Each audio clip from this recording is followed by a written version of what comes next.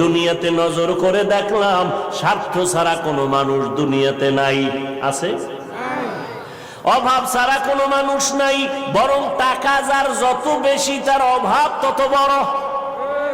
যারা যত বড় লোক তারা অভাব তত বড়। অভাব গরিবের 100 টাকায় সমাধান হয়, বড় লোকের 1,00,000 টাকায় অভাব সমাধান হয় না। এই স্বার্থ ছাড়া অভাব ছাড়া একজন পাইবা, তিনি আর কেউ নয়, আমার আল্লাহ। ইয়া আইয়ুহান নাস আনতুমুল ফুকারাউ ইলাল্লাহ ওয়াল্লাহু হুয়াল গনিয়্যুল হামিদ।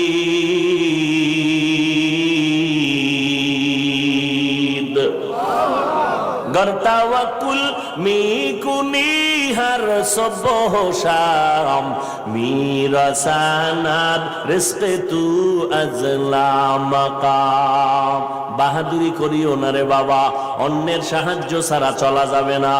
দোয়াও কিন্তু একটা সাহায্য, দোয়াও সাহায্য, সাহায্য ছাড়া চলা যাবে না। মা বাবায় দোয়া করে, এর সাহায্যে আমরা বড় হয়েছি। মা বাবার ক্লান্ত পরিশ্রমের কারণে আমরা বড় হয়েছি, মা বাবার সহযোগিতায় বড় হয়েছি।